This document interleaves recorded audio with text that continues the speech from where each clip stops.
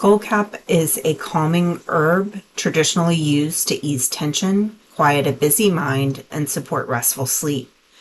To make a tincture, you'll start with dried skullcap herb, fill a clean glass jar halfway with the herbs, and then cover it completely with 80 or 100 proof vodka or brandy. I prefer 100 proof vodka myself. Seal the jar and store it in a cool, dark place for up to 3 months, or as little as 4 to 6 weeks. Make sure you gently shake it every few days. When the infusion is ready, strain through a fine mesh strainer or cheesecloth. Press out as much liquid as possible. Transfer the tincture to an amber dropper bottle to protect it from the light and extend its shelf life.